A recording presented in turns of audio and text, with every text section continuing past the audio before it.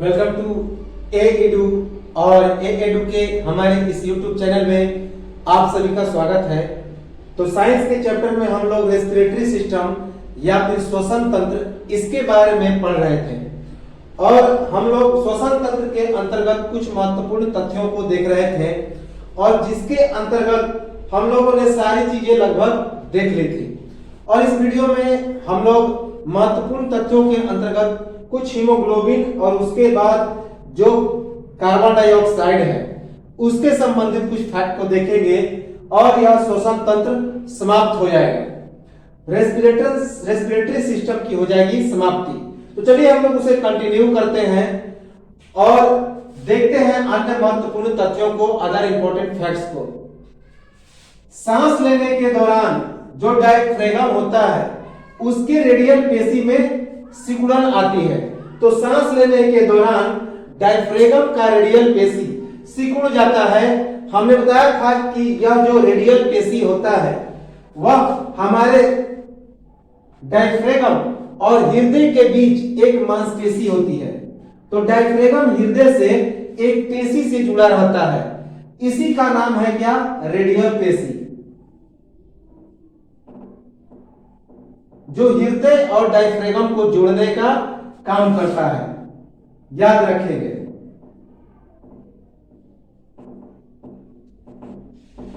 तो हृदय को डायफ्राम से जोड़ने का काम करता है रेडियल पेशी। तो जब हम लोग सांस लेते हैं तो सांस लेने के दौरान जो डायफ्राम होता है उसका रेडियल पेशी क्या हो जाता है? तो सिकुड़ जाता है और इसी सिकुड़ने के कारण हमारा जो यह डायफ्राम है वह चपटा हो जाता है। यह हमने पिछले वीडियो में बता दिया था, इंपॉर्टेंट है, याद रखेंगे। ड्यूरिंग इंस्पिरेशन और inhalation the radial muscles contracts और ऑफ डायफ्राम। ड्यूरिंग इंस्पिरेशन और inhalation the radial muscles contracts और ऑफ डायफ्राम। याद रखेंगे। तो सांस लेने के दौरान डायफ्राम का रेडियल पेशी क्या हो जाता है? तो सिकुड़ जाता है। आंतरिक श्वसन का एक और नाम है कोशिकीय श्वसन। हमने इसे पिछले वीडियो में बताया था कि आंतरिक श्वसन अर्थात इंटरनल रेस्पिरेशन को ही कोशिकीय श्वसन कहते हैं, क्योंकि इसमें जो श्वसन होता है उसमें गैसों का आदान प्रदान कोशिका और रक्त के बीच होता है, ब्लड और सेल के बीच होता है। तो क्योंकि इस श्वसन में गैसों का आदान प्रदान रक्त और कोशिकाओं के बीच होता है, तो आंतरिक श्वसन का एक और नाम है कोशिकीय श्वसन, क्योंकि इस श्वसन में गैसों का आदान प्रदान रक्त और कोशिकाओं के बीच होता है। याद रखेंगे। Internal respiration is also called cellular respiration because in this respiration the exchange of gases occurs between blood and cell. याद रखेंगे। Internal respiration is also called cellular respiration, ये चीज हम लोग पढ़ चुके हैं। Because in this respiration the exchange of gases occurs between blood and cell. अब हम लोग कुछ फैक्ट देखते हैं हीमोग्लोबिन के बारे में। हम लोग जानते हैं कि हीमोग्लोबिन जो होता है एक वर्णक है, पिगमेंट है, जो लाल रंग का होता है और इसी में आयरन की मात्रा पाई जाती है और इसकी कमी से आयरन की कमी हो जाती है हमारे शरीर में। ये चीजें हम लोगों ने देख लिया और यह हमारे ब्लड के आरबीसी में पाया जाता है, रेड ब्लड सेल में पाया जाता है, लाल रक्त कोशिका में पाया जाता है। तो हीमोग्लोबिन एक श्वसन वर्णक कहा जाता है। तो हीमोग्लोबिन क्या है? तो यह एक श्वसन वर्णक है, अर्थात रेस्पिरेटरी पिगमेंट है, जो ऑक्सीजन को ढोने का काम करता है, ऑक्सीजन को एक सेल से दूसरी सेल तक पहुंचाता है। तो हीमोग्लोबिन क्या है? एक प्रकार का श्वसन वर्णक है, रेस्पिरेटरी पिगमेंट है। हीमोग्लोबिन का सूत्र Hb होता है, हमने बताया था, और जब वह ऑक्सीजन से संपर्क करता है तो Hb+O2, जिसे ऑक्सी हीमोग्लोबिन कहते हैं, और यही हमारे शरीर में रक्त का निर्माण करता है। शुद्ध हीमोग्लोबिन यही है। तो Hb अर्थात हीमोग्लोबिन।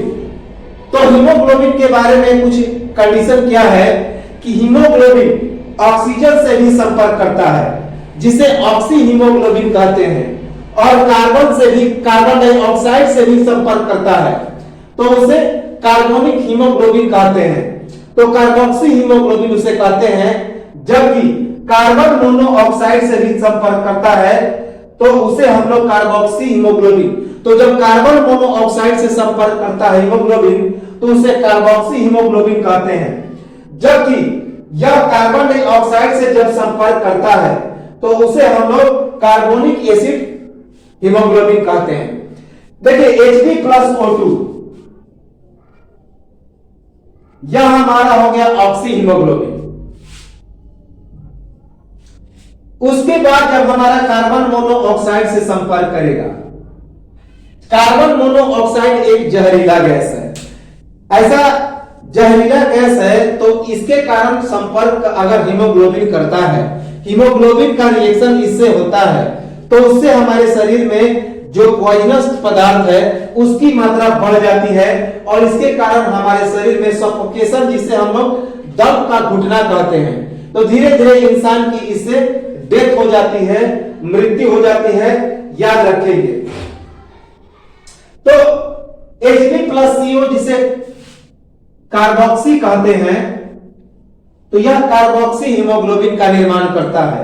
उसके बाद CO2 के साथ भी यह निर्माण करता है जिसका नाम है कार्बोनिक एसिड कार्बोन।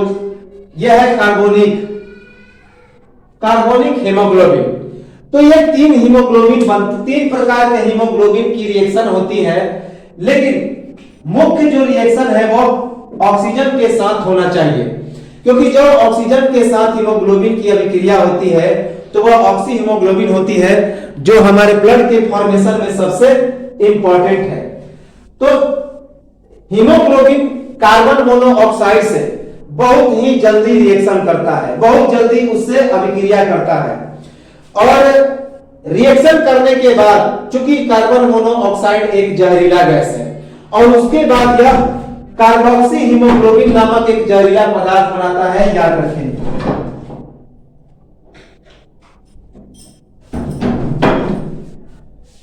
और कार्बोक्सी हीमोग्लोबिन की मात्रा ज्यादा होने पर हमारे शरीर में सफोकेशन या फिर दम घुटने की बीमारी हो सकती है।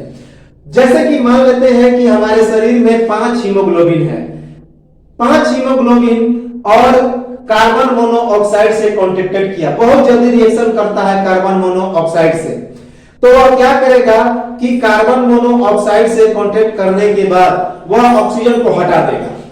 वह जो हीमोग्लोबिन ऑक्सीकृत है ऑक्सीजन से संपर्क करके, तो वह Hb O2 को समाप्त कर देगा, HbO2 को समाप्त कर देगा और Hb और CO अर्थात कार्बोक्सी जो हीमोग्लोबिन है वह बरकरार रहेगी।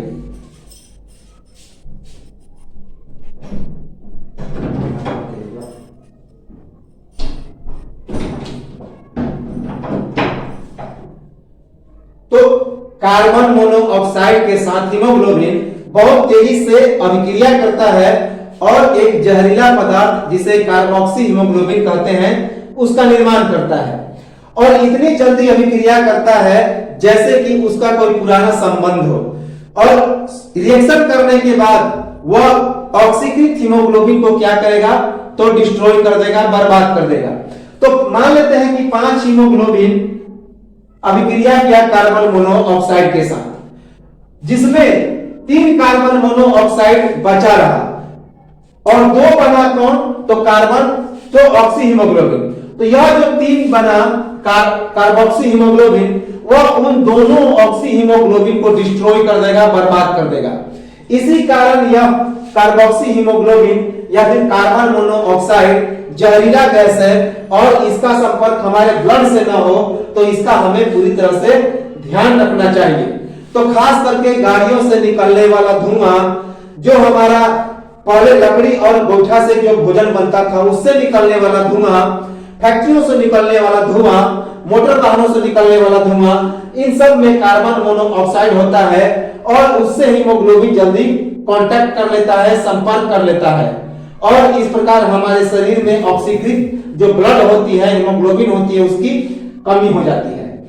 तो हीमोग्लोबिन कार्बन मोनोऑक्साइड जो कि जहरीला गैस है उससे संपर्क करके कार्बोक्सी हीमोग्लोबिन नामक एक पदार्थ बनाता है जिसका सूत्र है Hb+CO। CO यानी कि कार्बन मोनोऑक्साइड, तो Hb+CO carboxy monoxide carboxy haemoglobin जो कि ज्यादा हो जाने पर दम घुटने की संभावना होती है और या फिर सफोकेशन, सांस लेने में तकलीफ होती है और इंसान की डेथ हो जाती है।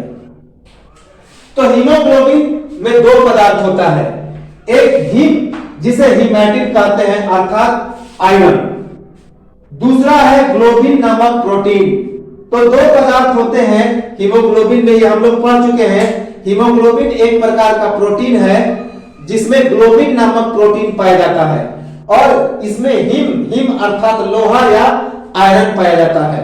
तो हिम या हीमेटिन, तो दो चीजों से बना है हीमोग्लोबिन, हिम या हीमेटिन अर्थात आयरन, और दूसरा पदार्थ है जिसका नाम है ग्लोबिन जो एक प्रकार का प्रोटीन है और इन्हीं दोनों से मिलकर बना है हीमोग्लोबिन।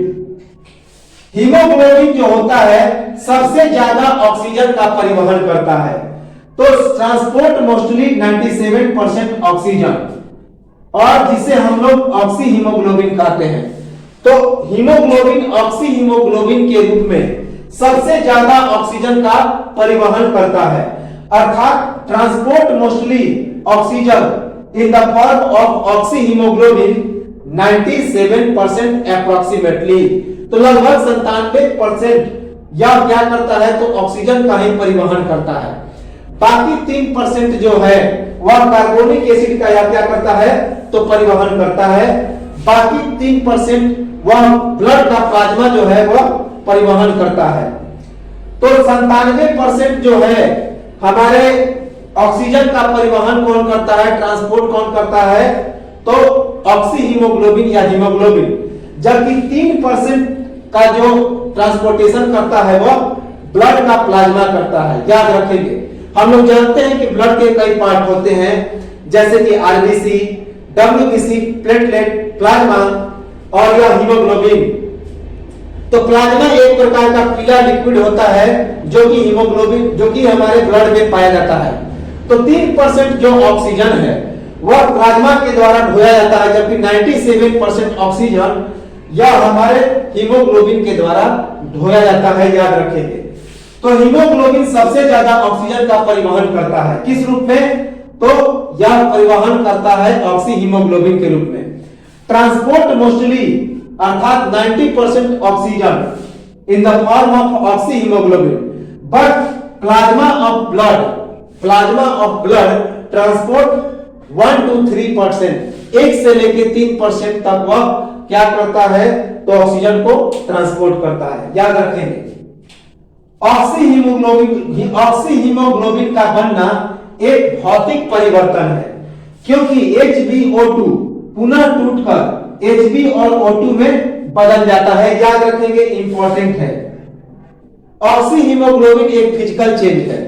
हमने पिछले वीडियो में बताया था कि ऑक्सी हीमोग्लोबिन जो होता है वह हीमोग्लोबिन और ऑक्सीजन में टूट जाता है, इसीलिए इसे फिजिकल चेंज कहते हैं, भौतिक चेंज कहते हैं। और ऑक्सी हीमोग्लोबिन और हीमोग्लोबिन में दोनों में प्रॉपर्टी में कोई अंतर नहीं पड़ता है, इसी कारण इसे फिजिकल चेंज कहते हैं। तो ऑक्सी हीमोग्लोबिन का जो बनना है वह भौतिक परिवर्तन है, क्योंकि HbO2 अर्थात ऑक्सी हीमोग्लोबिन पुनः टूटकर हीमोग्लोबिन और ऑक्सीजन में टूट जाता है। The formation of oxy haemoglobin is a physical change because oxy haemoglobin again breaks into haemoglobin and oxygen and properties does not change. याद रखेंगे, क्योंकि इनके गुणों में कोई अंतर नहीं पड़ता, चाहे ऑक्सी हीमोग्लोबिन हो या फिर हेमोग्लोबिन हो। एक हीमोग्लोबिन के द्वारा 4 ऑक्सीजन अणुओं को बांधना, तो एक हीमोग्लोबिन 4 ऑक्सीजन अणुओं को क्या करता है तो बांधे रहता है। याद रखेंगे कि एक हीमोग्लोबिन 4 ऑक्सीजन अणुओं को क्या करता है तो बांधे रहता है, अर्थात O2 2+। तो एक हीमोग्लोबिन 4 ऑक्सीजन अणुओं को क्या करता है तो बांधे रखता है। 1 हीमोग्लोबिन बॉन्ड्स 4 ऑक्सीजन मॉलिक्यूल्स।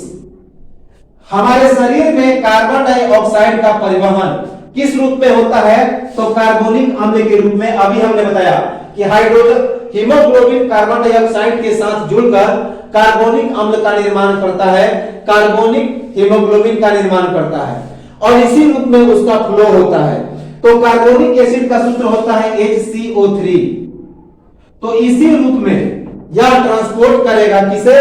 तो कार्बन डाइऑक्साइड के साथ यह हीमोग्लोबिन जुड़ के। तो हमारे शरीर में कार्बन डाइऑक्साइड का परिवहन किस रूप में होता है?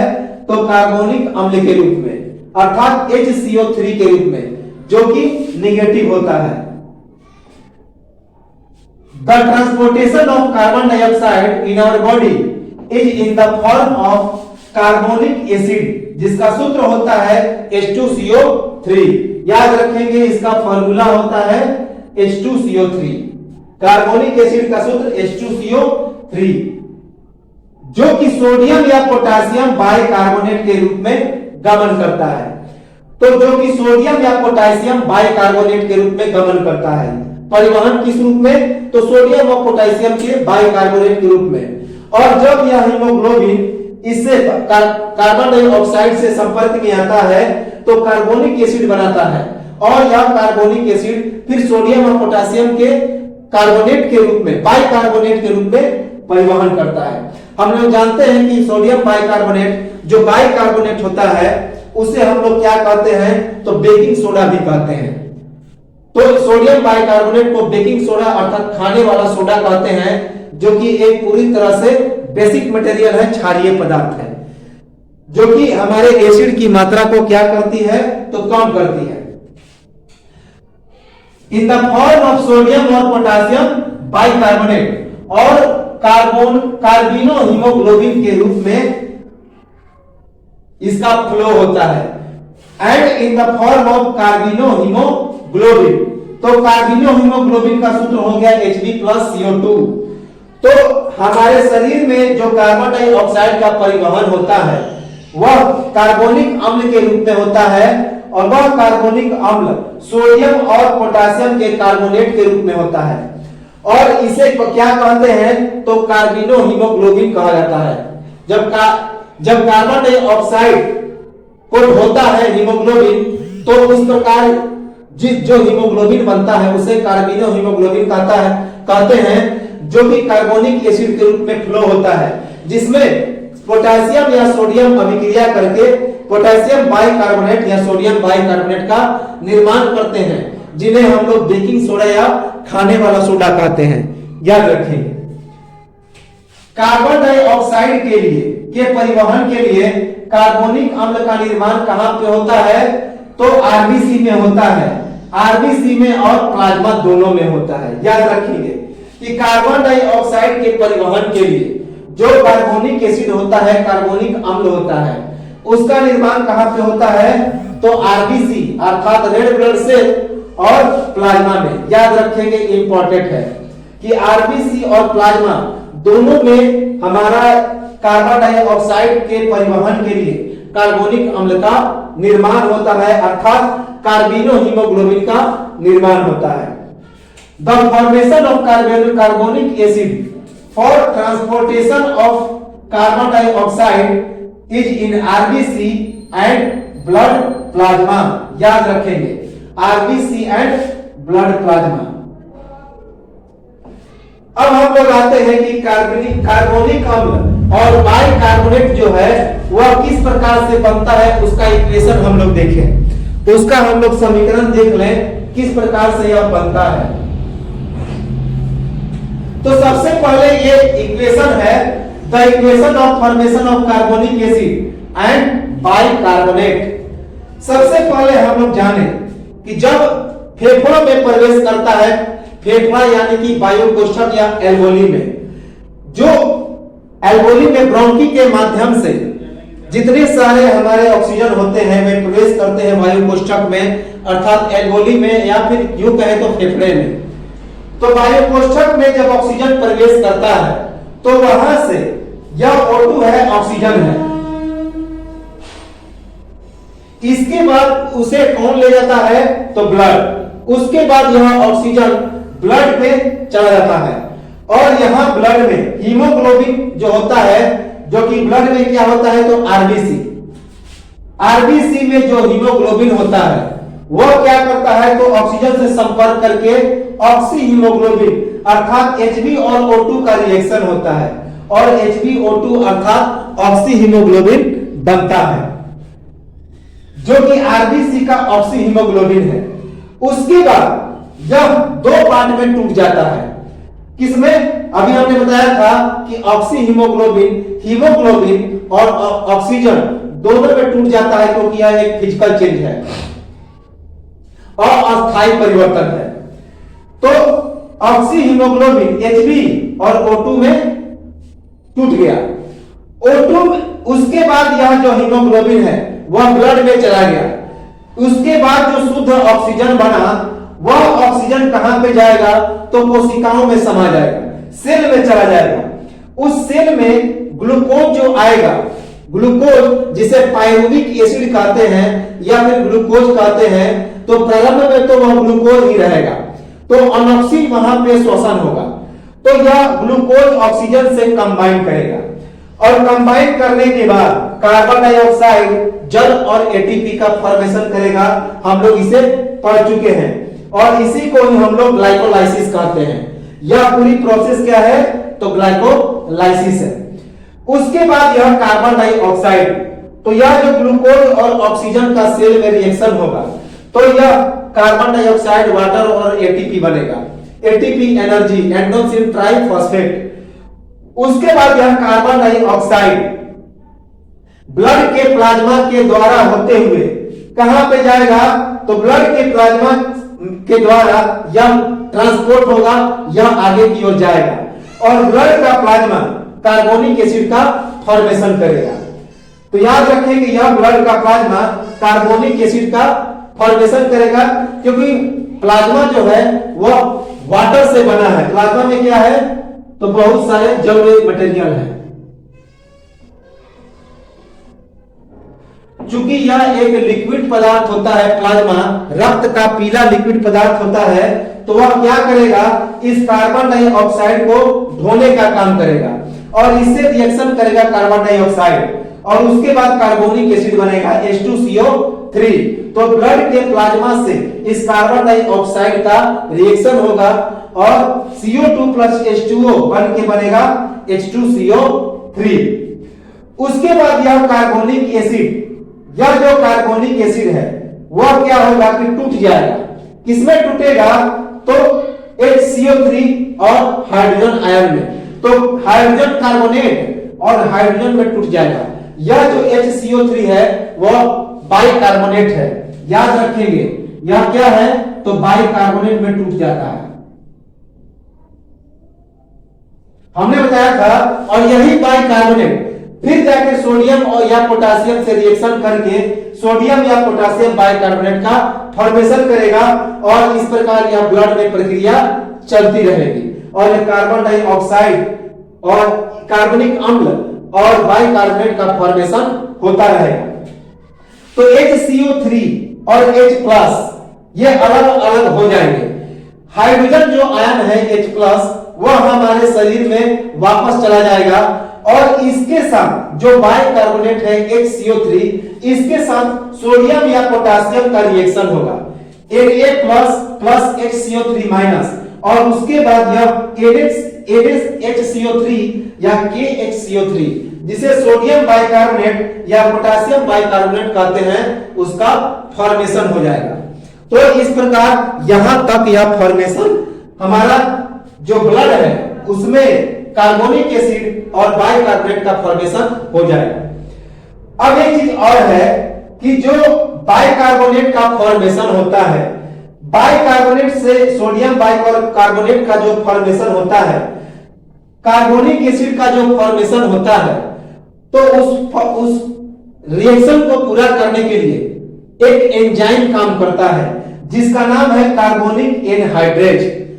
क्या है? तो कार्बोनिक एनहाइड्रेज। यह कार्बोनिक एनहाइड्रेज एक प्रकार का एंजाइम है, पाचक रस है, जो इस कार्बोनिक एसिड को बनने में मदद करता है और यह सोडियम कार्बोनेट, सोडियम बाइकार्बोनेट या पोटेशियम बाइकार्बोनेट के होने में भी मदद करता है और इनको तोड़ने में भी मदद करता है। यानी कि सोडियम बाइकार्बोनेट हाइड्रोजन आयन और बाइकार्बोनेट में टूट जाता है। साथ ही साथ यह जो सोडियम बाइकार्बोनेट है वह सोडियम और बाइकार्बोनेट में टूट जाता है और सोडियम और बाइकार्बोनेट को जोड़ने में भी काम करता है। तो कौन मदद करता है? तो एक प्रकार का एंजाइम है जिसका नाम है कार्बनिक एनहाइड्रेज। याद रखेंगे कि कौन एंजाइम जो है यह कार्बोनिक एसिड और बाइकार्बोनेट बनने में मदद करता है, तो उसका नाम है कार्बोनिक एनहाइड्रेज। यह एक प्रकार का एंजाइम है, रस है। यह जो कार्बोनिक एनहाइड्रेज है बाइकार्बोनेट बनाने में सहायक होता है, helpful for the production of bicarbonate in RBC. तो यह बाइकार्बोनेट आरबीसी में यह हमारा बाइकार्बोनेट को बनाने में सहायता करता है। अभी हमने बताया helpful for the production of bicarbonate in RBC. Carbonic anhydrase को सक्रिय करने के लिए जस्ते की आवश्यकता होती है। याद रखिए, इंपॉर्टेंट है कि अब इसे हम लोग एक्टिवेट कैसे करेंगे। यह जो हमारा कार्बोनिक एनहाइड्रेज है इसको सक्रिय कैसे करेंगे, एक्टिवेट कैसे करेंगे। तो एक्टिवेट करने के लिए हमें एक मेटल की आवश्यकता होती है, धातु की आवश्यकता होती है। तो हम लोग जिस भोजन में जस्ता की मात्रा ज्यादा हो तो उसका सेवन करेंगे तो यह कार्बोनिक एनहाइड्रेज एक्टिवेट हो जाएगा, सक्रिय हो जाएगा। तो कार्बोनिक एनहाइड्रेज को सक्रिय करने के लिए जस्ते की आवश्यकता होती है। Zinc is required to activation of carbonic anhydrase. याद रखेंगे जिंक। इसके बाद अब हम लोग देखते हैं सोडियम बाइकार्बोनेट। रक्त में कार्बन डाइऑक्साइड का प्रभाव कार्बोनेट के रूप में सबसे ज्यादा होता है। याद रखेंगे कि रक्त में कार्बन डाइऑक्साइड का जो प्रभाव है वह कार्बोनेट के रूप में सबसे ज्यादा होता है, कार्बोनिक अम्ल के रूप में कम होता है। तो रक्त में कार्बन डाइऑक्साइड का प्रभाव कार्बोनेट के रूप में सबसे ज्यादा होता है, चाहे वो सोडियम बाइकार्बोनेट हो चाहे वो पोटेशियम बाइकार्बोनेट हो। Carbon dioxide mostly fluids in blood in the form of bicarbonate. कितना? तो 70%। तो कार्बन डाइऑक्साइड का जो 70% हिस्सा है ब्लड में वह बाइकार्बोनेट के रूप में फ्लो होता है। याद रखने कितना? तो लगभग 70%। जबकि कार्बिनो हीमोग्लोबिन के रूप में अर्थात Hb+CO2 के रूप में लगभग 23%। तो कार्बिनो हीमोग्लोबिन के रूप में अर्थात Hb+CO2 के रूप में लगभग 23% यह ब्लड में चलता है, ट्रांसपोर्ट होता है। About 23% in the form of carbamino haemoglobin और लगभग 7% कार्बोनिक अम्ल के रूप में अर्थात H2CO3 के रूप में। तो 70% के लगभग बाइकार्बोनेट के रूप में कार्बन डाइऑक्साइड हमारे ब्लड में फ्लो होता है।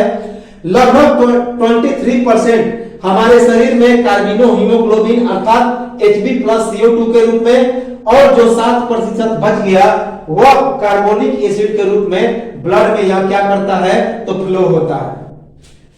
And 7% in the form of carbonic acid. याद रखेंगे यह VBI है। शरीर की ऊर्जा मुद्रा अर्थात एनर्जी करेंसी ऑफ बॉडी किसे कहते हैं? तो उसे ATP को कहते हैं। इंपॉर्टेंट है, याद रखेंगे। ATP अर्थात एंडोसिन ट्राइफॉस्फेट, उसे शरीर की ऊर्जा मुद्रा कहते हैं। अब ये ऊर्जा मुद्रा का मतलब या एनर्जी करेंसी का मतलब क्या हुआ कि हमारा जो बॉडी है डायरेक्टली इसे एब्जॉर्ब करता है, सीधे तौर पे इसका इस्तेमाल करता है। यानी कि जो अगर हम चेक कहें तो चेक में क्या किया जाता है, चेक को फिर करेंसी में चेंज किया जाता है। चेक को हम लोग डायरेक्टली इस्तेमाल नहीं कर सकते हैं, इसीलिए इसे ऊर्जा की मुद्रा कहते हैं, ऊर्जा की चेक नहीं कहते हैं। अर्थात एनर्जी करेंसी ऑफ बॉडी कौन है तो ATP है। ATP को शरीर डायरेक्ट इस्तेमाल कर लेता है। उसी तौर पे अनॉक्सी श्वसन में एक ग्लूकोज अणु में कुल संचित ऊर्जा का 7% ऊर्जा मुक्त होता है, याद रखेंगे। तो जब अनॉक्सी श्वसन होता है, एनाएरोबिक रेस्पिरेशन होता है, तो उस श्वसन में एक ग्लूकोज अणु में कुल संचित ऊर्जा का लगभग 7% ऊर्जा ही मुक्त होती है, याद रखेंगे। लेकिन ऑक्सी श्वसन के दौरान कंप्लीट एनर्जी मुक्त होता है, क्योंकि उसमें कंप्लीट ऑक्सीडेशन होता है, इसमें इनकम्प्लीट ऑक्सीडेशन होता है। In anaerobic respiration total energy is release from total stored energy 77%, याद रखेंगे। कार्बोक्सी हीमोग्लोबिन का बनना एक अस्थायी परिवर्तन है, जबकि जो हमारा ऑक्सी हीमोग्लोबिन है उसका बनना एक भौतिक और अस्थायी परिवर्तन है, फिजिकल और टेम्पोररी है।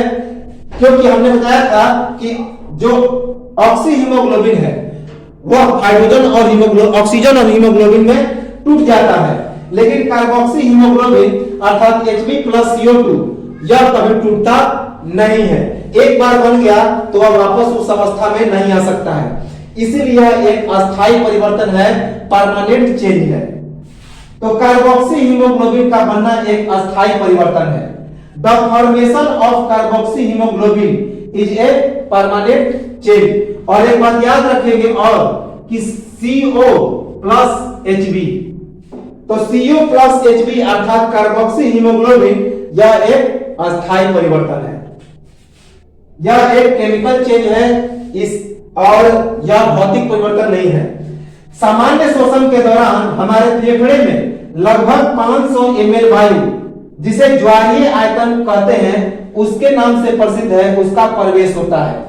तो सामान्य श्वसन के दौरान हमारे फेफड़े में लगभग 500 मिलीलीटर वायु प्रवेश करता है, जिसे ज्वारीय आयतन कहते हैं। तो याद रखेंगे, इंपॉर्टेंट है कि सामान्य श्वसन के दौरान जब हम लोग रिलैक्स की स्थिति में रहते हैं, आराम की स्थिति में रहते हैं, तो उस समय हमारे फेफड़े में लगभग 500 मिलीलीटर वायु प्रवेश करता है हमारे शरीर में, जिसे हम लोग ज्वारीय आयतन के नाम से भी जानते हैं, tidal volume. During normal respiration about 500 ml air enters into our lungs and this volume of air is called not tidal volume, याद रखेंगे, tidal volume। कोशिकीय श्वसन का पहला चरण ग्लाइकोलाइसिस है। यह प्रक्रिया वायुवीय तथा अवायुवीय दोनों में होता है, जबकि जो दूसरा चरण है उसे क्रेब्स चक्र कहते हैं। तो पाइरुविक एसिड के बाद, क्योंकि पाइरुविक एसिड में बनने में 2 ATP एनर्जी का निर्माण होता है, उसके बाद जो 36 ATP बनता है उसे क्रेब्स साइकिल कहते हैं, और जो 2 ATP बनता है उसे हम लोग क्या कहते हैं, तो ग्लाइकोलाइसिस की प्रक्रिया कहते हैं। हालांकि जो ग्लाइकोलाइसिस है वो ऑक्सी और अनऑक्सी दोनों में होता है। तो ग्लाइकोलाइसिस जो है, पाइरुविक एसिड का टूटना भी ग्लाइकोलाइसिस है, और ग्लूकोज का पाइरुविक एसिड में टूटना वो भी क्या है, तो ग्लाइकोलाइसिस है। लेकिन क्रेब्स साइकिल पाइरुविक एसिड का बनना किसमें, तो CO2 और H2O में, वह केवल क्रेब्स साइकिल है, जिसके अंतर्गत 36 ATP का फॉर्मेशन होता है, याद रखेंगे। तो ऑक्सी श्वसन में ही क्रेब्स साइकिल होता है, इंपॉर्टेंट है, याद रखेंगे। तो कोशिकीय श्वसन का जो पहला चरण होता है उसे ग्लाइकोलाइसिस कहते हैं, और यह प्रक्रिया वायुवीय तथा अवायुवीय दोनों में होता है, और जबकि जो दूसरा चरण होता है उसे क्रेब्स चक्र कहते हैं।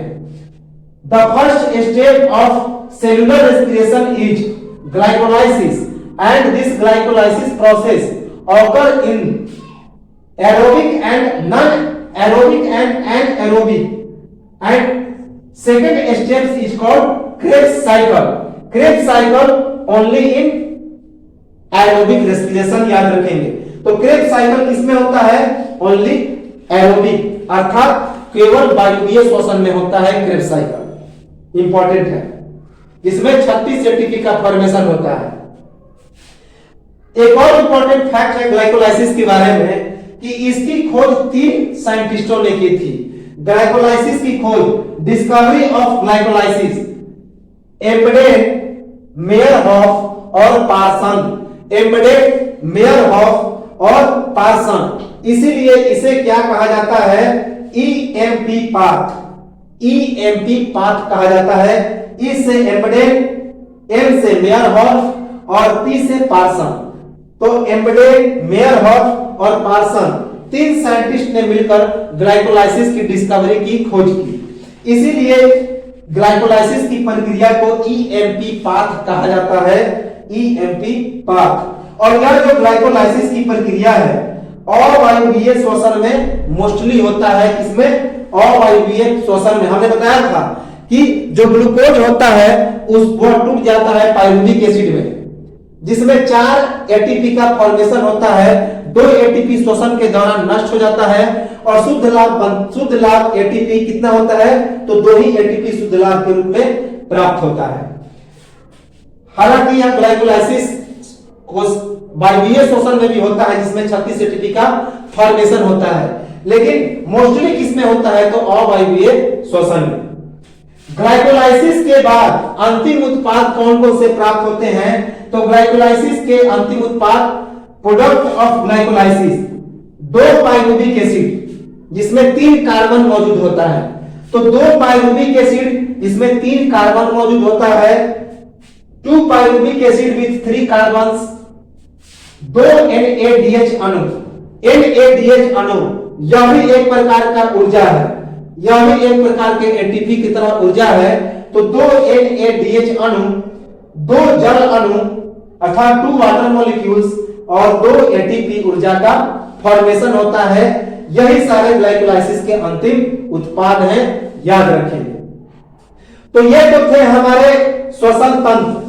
श्वसन तंत्र के कुछ और फैक्ट बचे हैं जिसको हम लोग देखेंगे कुछ समय के बाद, और यह श्वसन तंत्र अर्थात रेस्पिरेशन सिस्टम समाप्त हो जाएगा।